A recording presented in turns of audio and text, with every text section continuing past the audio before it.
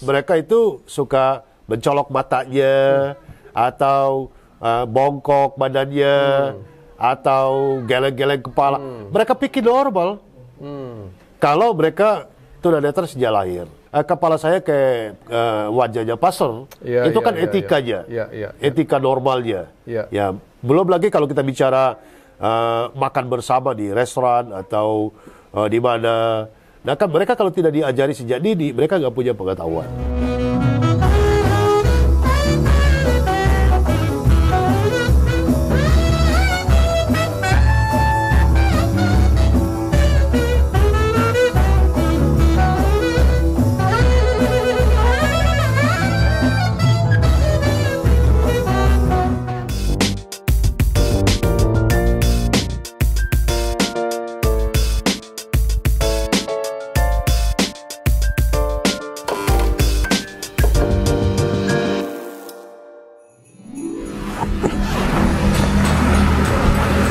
Selamat Natal, sahabat kopi. Hari ini dengan saya Billy Lantang di Billy's Coffee Table, kita sudah sampai di Yayasan El Safan. Tempatnya sangat-sangat layak, sangat baik, di lokasi juga yang sangat baik. Dan mereka adalah yayasan yang menaungi 39 anak yang disabilitas netra. Itu sebabnya kita mau dengar kisahnya mereka, di balik itu seperti apa, dan mereka itu sebelum sampai ke tempat ini, Tuhan membawa mereka dengan proses yang begitu luar biasa. Dimulai dari sebuah gang yang kecil katanya. Dan kemudian melewati perpindahan tempat beberapa kali. Dan akhirnya Tuhan memberikan dan mempercayai mereka dengan tempat yang sangat layak, yang sangat baik ini. Dan kita mau mendengar kisahnya, supaya di musim Natal ini, kita betul-betul bukan sekedar hanya merayakan kemeriahan di luar, tapi juga kemeriahan di dalam hati kita. Kenapa? Karena kisah mereka betul-betul akan menyentuh hati dan pikiran kita. Mari kita masuk ke dalam. Yuk.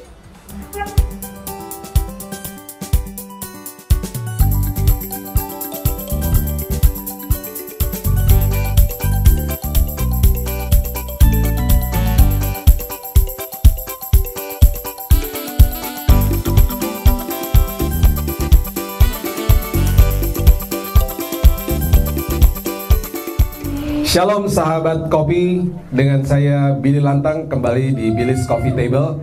Hari ini kita ada di sebuah tempat yang sangat-sangat luar biasa. Namanya Yayasan El Safan. Tepuk tangan semua adik-adik. Wow. Kalau sahabat kopi lihat adik-adik yang ada di samping dan belakangku ini, mereka semua adalah tunanetra. Dan pada kesempatan yang indah ini kami akan merayakan Natal bersama-sama dengan mereka di hari yang indah ini. Dan perlu diketahui bahwa Yayasan El Safan didirikan di tahun 2006. Dan yayasan ini adalah yayasan yang menampung 39 anak-anak tunanetra. Dan mereka mempunyai keterampilan yang luar biasa, kehebatan yang luar biasa. Dan arti daripada El Safan adalah Allah yang melindungi, Allah Sang Pelindung. Diambil dari seorang nama daripada satu tokoh di perjanjian lama di zaman Musa, yang adalah keturunan daripada Bani Lewi, dan orang ini bernama El Safan, artinya Allah Sang Pelindung. Ya, jadi kalau kita mau artikan, itu adalah sesuatu yang luar biasa, karena untuk kita yang memiliki penglihatan, kalau kita keluar dari rumah kita bisa melihat, tetapi mereka ini harus dituntun. Mereka tidak tahu apa yang akan terjadi di hari itu. Itu sebabnya menjadi filosofi bagi mereka di tempat ini, bahwa dimanapun mereka berjalan, Tuhan adalah pelindung mereka yang luar biasa. Itu sebabnya kita ada di sini tengah-tengah mereka untuk merayakan hari Natal yang luar biasa ini. Dan kita percaya bahwa tangan Tuhan, perlindungan Tuhan yang nyata bagi mereka juga akan nyata bagi kehidupan kita, khususnya di musim yang Natal yang luar biasa ini. Pemirsa dan semua yang menonton pada hari ini, kita percaya bahwa kita akan melihat sebuah karya yang luar biasa dahsyatnya, dan kita akan melihat bagaimana tangan Tuhan menyertai mereka, memberikan mereka talenta yang dahsyatnya luar biasa, sehingga bisa membangun motivasi kehidupan kita khususnya di musim Natal ini. Mari kita saksikan sama-sama.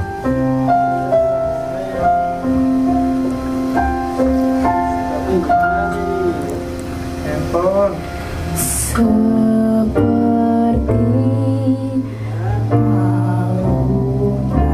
lautan, layakkanlah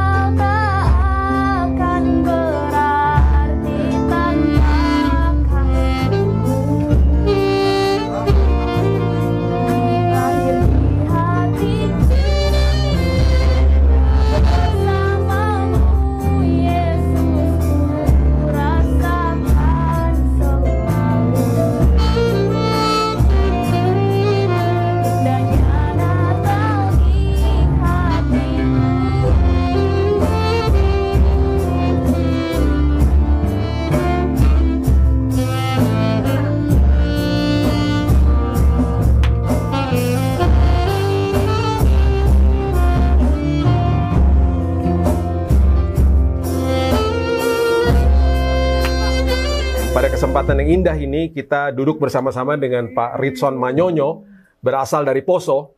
Dan Pak Ritson ini yang menjadi founder atau mendirikan Yayasan El Safan ini. Dan kita mau mendengar kisahnya, mengapa dan bagaimana, latar belakang kenapa akhirnya yayasan ini dibangun, visinya seperti apa, dan apa yang mendorong Pak Ritson ini mempunyai visi seperti ini dan akhirnya berjalan sampai kepada hari ini. Kita mau dengar sendiri Pak Ritson. Gimana Pak Ritson? Apa kabar Pak? Baik Pastor, keren. Terima kasih udah datang ke panti El Safan, pagi-pagi benar. Seperti orang Majus ya Pastor ya? Yes. Ya Pastor, Yayasan El Safan ini kan spesifik melayani khusus untuk disabilitas netra. Ya. Kemudian di latar belakangi dengan pengalaman hidup saya sebenarnya. Saya mengalami kebutaan itu di usia 24 tahun. Jadi tidak mengalami kebutaan sejak lahir. Karena penyakit saraf mata. Jadi nama jenis penyakit itu namanya glaukoma. Dan akhirnya 2001 saya kembali ke Jakarta lanjut studi S1 dalam keadaan tidak melihat, Pastor. Oh. Ya. Nah, kemudian 2004 saya selesai S1 di STI Agape dan sambil kuliah saya sambil kerja, Pastor. Saya kerja di Komplek Gereja Katedral, mendampingi kawan-kawan tunanetra saya Jakarta Utara. Selama kurang lebih 5 tahun.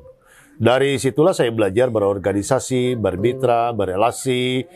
2006 saya mengajak calon istri waktu itu, bagaimana kalau kita memulai satu pelayanan, tapi spesifik untuk anak-anak generasi tunanetra. Ya, di latar belakangi kalau kita melayani tunanetra yang sudah di usia remaja atau pradewasa, mereka punya habit sudah terbentuk. Habit, kebiasaan, kemudian perilaku, gitu ya, sosialnya, emosi, mentalnya, perspektifnya, mindset dalam hidupnya itu sudah terbentuk.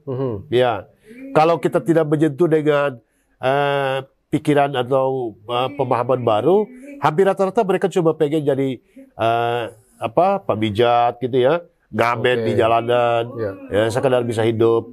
Nah, maka saya bilang sama istri waktu itu, kita harus memulai dari Golden Age. Ya. Golden Age itu usia berapa Pak Ritson? Usia 5 tahun. Dari 5 tahun? Dari 5 tahun. Kenapa begitu? Supaya mereka itu kan seperti kertas putih. Kita mau isi apa aja bisa. Betul. Tapi kalau sudah usia 15, usia 20. Makin susah. Wah, itu bisa tapi butuh proses yang panjang. Contoh ya, Pastor ya. Kalau mereka tidak ada dalam komunitas yang benar, kadang-kadang mereka ngobrol saling membelakangi. Mereka pikir itu normal. Padahal kan orang kalau ngobrol harus saling menatap wajah gitu. Sekalipun saya nggak melihat, saya harus kepala saya ke wajahnya pastor. Itu kan etikanya, etika normalnya. Ya, belum lagi kalau kita bicara makan bersama di restoran atau di mana. Nah kan mereka kalau tidak diajari sejak dini, mereka nggak punya pengetahuan. Wow. Ya. Itu hal-hal detail yang kita nggak pernah pikirin. Sangat detail karena kadang-kadang mereka itu suka mencolok matanya atau bongkok badannya atau geleng-geleng kepala. Mereka pikir normal. Kalau mereka tunanetra sejak lahir. Maka kita hadir untuk memproses hidupnya bahwa kamu manusia normal, oleh karena itu harus berperilaku normal supaya kamu hidup di dunia yang normal. Jangan karena matamu sudah tidak bisa melihat secara visual, tetapi habit, perilaku, gerak-gerikmu itu aneh sehingga kamu akan menjadi bahan bully, akan menjadi bahan persekusi, sehingga kamu sulit diterima oleh masyarakat pada umumnya. Tapi kalau berperilaku normal, berbahasa, tutur kata, bergerak, berpikir, saya pikir masyarakat akan dapat menerima dengan baik. Karena dari bahasa tubuh akan terlihat bahwa orang-orang ini teredukasi, pasti, dan mereka dibimbing dengan benar, gitu ya. Pasti. Jadi itu akan menjadi sesuatu yang menjadi berkat lah bagi masyarakat ketika bersentuhan dengan mereka, gitu ya. Betul. Nah, mereka ini datangnya gimana, Pak Ritson? Sebelum mereka datang, success story-nya adalah ketika saya mengajak istri bilang, siapa kita mau buat yayasan di Jakarta ini sangat mahal dan lain sebagainya. Kita aja sewa kontrakan waktu itu di Cipinang Borobudur, Jakarta Timur. Saya bilang kita harus bertekad. Pikiran besar, iman yang besar, doa yang besar, semangat yang besar, pasti hasil besar. Maka kita berdoa, memulainya, dan kemudian kita mulai dari kontrakan satu pintu, Pastor. Di tahun 2006? 2006, kontrakan satu pintu, gang sempit, gang madrasah. Kita sederet-deret dengan masyarakat di situ, dan kami memulai. Kemudian saya mengambil satu anak pertama kami, Yohanes, yang tadi ikut main musik. Nah itu anak pertama Elsafan, dan ya jadi maskotnya Elsafan lah. Wah, Yohanes, mana Yohanes? Ya. Wah, luar biasa. Ya. Yohanes tadi yang main bass. Yes. Jadi kita memulainya kalau istri saya masak, saya yang ngepel, saya nyuci pakaian. Kalau istri saya lagi menyetrika, saya yang ngajarin Johannes, kemudian ada lagi Junjun, ada lagi Mas Tegar, dan di gang sempit itu generasi pertama itu ada Bang Aldin, pemain saksofon, dan sampai 8 anak di situ. Di awal ya? Di awal. Dan itu diantarkan oleh orang tuanya masing-masing. Wow. Nah, saya berpikir waktu tunanetra itu hanya orang yang mengalami hambatan penglihatan saja, Pastor. Artinya tidak punya hambatan lain. Ternyata tidak. Ternyata dalam perjalanannya ada yang sudah tidak bisa melihat, tidak bisa jalan, tidak bisa bicara, IQ-nya di bawah rata-rata. Kita menyebutnya multi disability vision impairment. Artinya masyarakat bilang dia cacat ganda. Dan ini mayoritas seperti itu. Waktu itu ada 3 yang kami memulai itu dengan anak yang MDVI itu. Jadi full service, 100%. Tidak boleh ditinggal. Mereka harus dibantu untuk berjalan, dibantu untuk mandi. Kalau anak-anak yang tadi main musik kan udah mandi sendiri semua. Udah pada mandi sendiri. Waktunya jam makan mereka pergi cari makan sendiri. Tapi kalau yang MDVI 100% full service. Full service. Harus dituntun dan itu dan semuanya dilakukan buat mereka. Tidak mudah. Tidak mudah. Kita tidak bisa meninggalkan mereka sendiri di rumah. Karena mereka tidak tahu ada colokan setrum, atau dia mungkin makan binatang yang beracun, atau mungkin dia salah minum cairan atau obat anti nyamuk. Nah, kita nggak bisa tinggalin. Sehingga saya sangat bersyukur dalam hidup ini, Pastor. Jadi itu tantangan yang paling berat adalah mengurus tantangan yang paling berat. Anak-anak yang multi disabilitas itu tadi. Betul. Itu sebabnya saya sangat bersyukur karena Tuhan mengutus pasangan yang seimbang. Amin. Istri saya tidak buta, dan dialah yang menjadi mata untuk saya dan kami sekalian. Hebatnya seorang tantangan istri. Selain menghadapi anak-anak ini, tantangan untuk mendirikan yayasan itu apa? Sebenarnya bagaimana cara untuk meyakinkan orang lain. Orang buta kok mau mendirikan yayasan Elsafan. Jangan-jangan hanya untuk tipu-tipu, atau hanya untuk mencari belas kasihan, atau hanya untuk apa. Nah itu jadi melawan perspektif orang yang underestimate terhadap kita. Kamu bisa apa?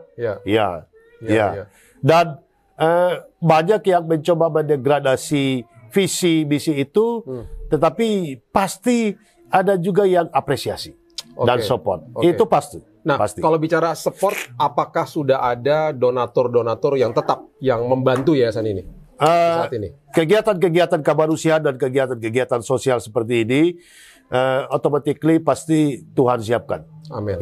Amin. Sampai hari ini terbukti Tuhan pelihara. Amin.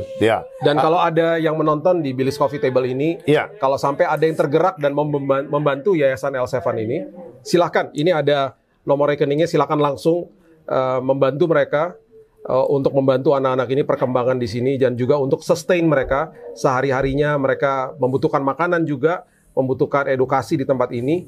Dan jika Anda tergerak untuk membantu, silakan, sudah tertera di layar ini untuk membantu Yayasan Elsafan di tempat ini. Pak Ritson, apa kira-kiranya harapan dari yayasan ini Iya. ke depannya, visi ke depan, karena sekarang sudah menempati tempat yang sangat layak, ya, ada di daerah Duren Sawit nih Pak ya. Betul, Pondok Bambu, dan Jakarta Pondok Timur. Bambu, Jakarta Timur. Iya. Dan tempatnya sangat baik, lokasi juga sangat baik. Dan harapan ke depannya seperti apa Pak? Iya, jadi kita ingin melahirkan generasi disabilitas netra yang cakap, yang unggul, yang bermartabat, dan kemudian dapat berkontribusi terhadap pembangunan bangsa. Wow. Melalui berbagai macam karya-karya yang tentu mereka lahirkan. Anak-anak kita di El Safan itu, mereka berprestasi sudah sampai di tingkat Eropa. Wow, seperti apa Pak? Ada 2 yang ikut event, satu di Berlin dengan tim choir-nya. Ikut choir ya, nyanyi ya? Betul. Yang satu Mutiara tadi yang bicara, Mutiara, itu di kota Praha, Ceko, Eropa Timur, ikut lomba nyanyi lagu genre seriosa. Wow, solo. Ya, solo. Solo. Wow. Satu-satunya. Wih, luar biasa. Satu-satunya utusan dari Indonesia. Satu-satunya utusan Indonesia. Dan kemudian band El Safan 2017 juara 1 tingkat nasional dalam Festival Inovasi Kreativitas Siswa Indonesia. Juara 1 bandnya. Ya. Tepuk tangan lagi. Nasional. Wah. Ya, kemudian kita juga sedang live music di beberapa mall. Di weekend sebagai diundang sama mall-mall untuk membawakan musik di atriumnya. Kita bukan cuma diundang, tapi kita sudah kerjasama hampir sekitar 8 bulan ini. Mereka tampil perform di stage yang disediakan oleh mall. Oke. Ya. Kemudian di mana nih, Pak Ritson? Pluit Village Mall, Lipo Plaza Keramat Jati. Kemudian di Mangga 2 Square di area Kurubanya. Yang ada di sekitar situ. Iya. Nantikan dan saksikan El Safan Band ini. Kalau tadi saya sebutnya El Safan Jazz Band. Wah, karena keren banget mainnya. Pak Ritson, thank you banget. Terima kasih Pak untuk pembeberan daripada kisah di balik Yayasan El Safan yang sangat luar biasa ini. Kami sangat terinspirasi, saya khususnya sangat terinspirasi, dan mau membawa kisah ini kepada semua yang menonton supaya juga jika tergerak bisa ikut serta di dalam membangun adik-adik yang mengalami disabilitas netra ini, dan supaya seperti visi yang dikatakan tadi menjadi berkat dampak bagi bangsa ini. Tadi sudah dikatakan mereka sudah ada 2 yang ke Eropa mewakili Indonesia, dan juga yang tadi kita saksikan bandnya sudah mengisi di beberapa mall di Jakarta, karena memang itu semuanya dilakukan pelatihan dan digodok semuanya di tempat ini. Itu sebabnya dari tempat ini akan lahir anak-anak yang dahsyat, yang luar biasa, walaupun memiliki keterbatasan, tetapi kita menyembah Tuhan yang tidak punya batas. Itu sebabnya ketika kita mau, kita bisa menjadi orang-orang yang berdampak bagi siapapun. Di musim Natal ini, saya percaya bahwa bukan sekedar kemeriahan saja di luar sana, tapi kemeriahan hadir di dalam hati kita, khususnya di tempat ini. Dan saya percaya kisah ini akan membantu kita, akan memotivasi kita memiliki pengharapan di dalam Tuhan yang tidak pernah mengecewakan.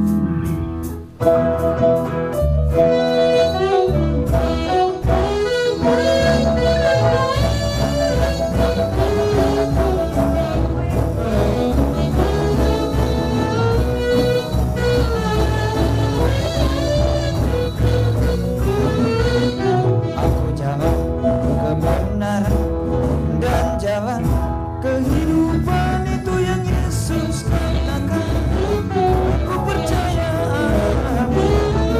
di dalam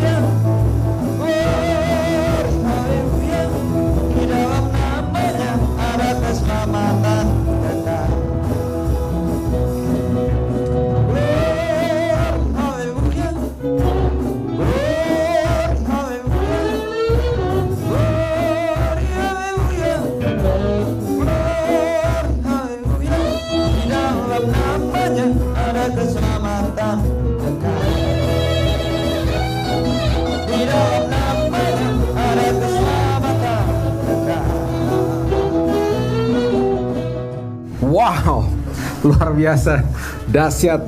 Simon, kamu Siapa? punya suara kayak begini? Dikasih sama siapa? Suaranya keren banget. Dikasih sama Tuhan Yesus, Pak. Amin, luar biasa. Udah nyanyi dari kapan? Sejak kecil sih sudah. Sekarang usia berapa? Sekarang 23 tahun, Pak. 23 tahun. Iya. Menyanyi dari kecil. Iya, dari kecil. Suaranya luar biasa. Guys, mereka ini pernah jamming bareng sama Mus Mujiono dan Ireng Maulana. Bayangin coba, sampai didatengin dan mereka ngejam bareng. Dan betul-betul luar biasa. Mudah-mudahan satu hari nanti adik-adik bisa ngisi di Java Jazz kali ya. Amin. Luar biasa kan? Keren banget soalnya. Luar biasa. Aldin ini usia 25 ya Aldin ya? Ya, betul. Main saksofon dari usia 15, betul? Betul. Wow. Dan ini yang teman-teman yang lainnya nih. Ada Jesse, Jesse. Christopher, Johannes, sama Martin. Wow. Ini line up yang luar biasa dari, kita bilangnya Elsa Van Band, jazz band, luar biasa. Keren. Keren banget. Oke, adik-adik di musim Natal ini, yang perlu kita pahami adalah ketika apapun yang terjadi dalam hidup ini, ada perkara yang indah yang Tuhan sudah siapkan bagi kita. Amin. Amin. Yesus lahir kepada kita, diberikan kepada kita adalah kado yang luar biasa. Dan seringkali kita lupa bahwa di dalam musim Natal kita kejarnya kadonya. Kita lupa, kita bahkan diminta sama Tuhan untuk jadi kado bagi orang lain. Tahukah adik-adik bahwa hari ini kalian semuanya menjadi kado bagi banyak yang menonton pada hari ini. Memberikan inspirasi, memberikan kado Natal yang luar biasa, memberitahu kepada semua yang menonton bahwa hidup ini selalu memiliki pengharapan yang luar biasa.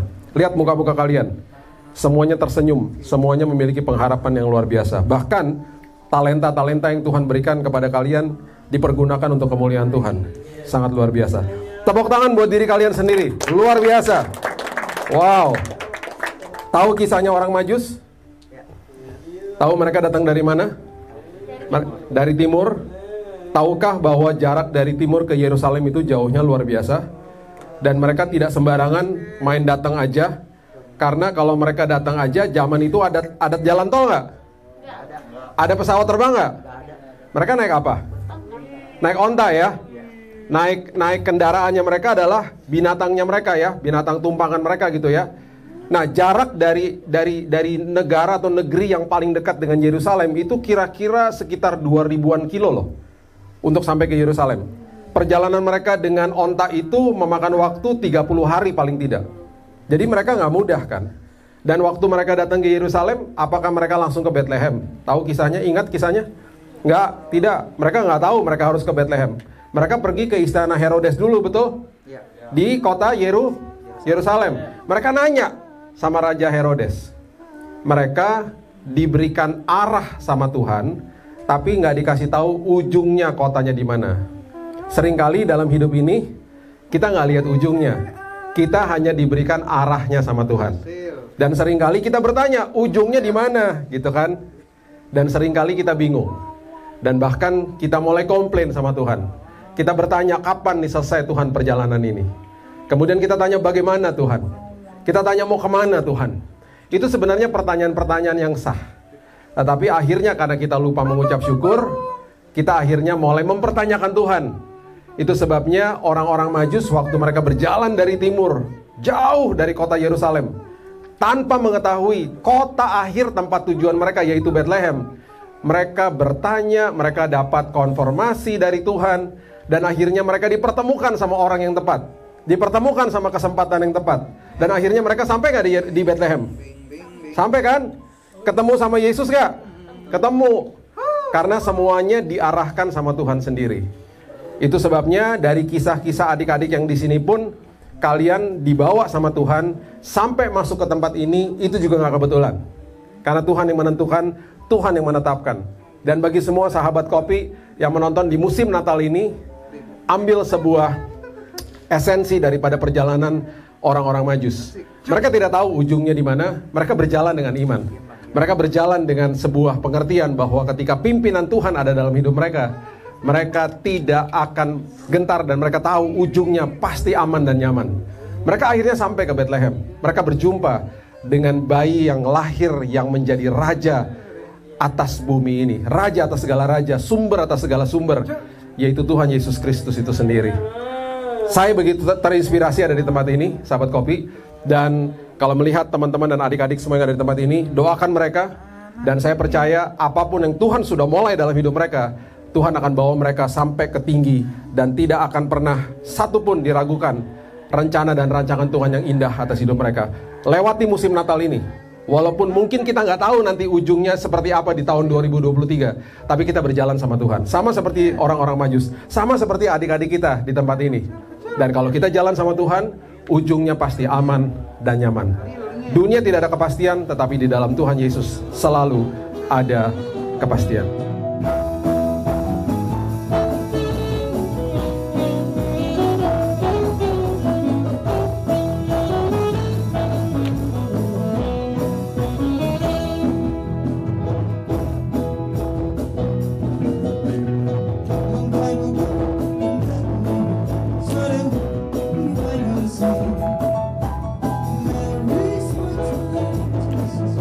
Kami dari Billy's Coffee Table, dengan sangat bangga kami memberikan sumbangan untuk Natal bagi Yayasan El Safat. Mohon diterima Pak Aritson. Ya, diterima dengan sukacita. Tuhan membalasnya berlipat kali. Amin, amin, amin. Terima kasih, Pastor. Yes, Tuhan memberkati. God bless, God bless. Yeah.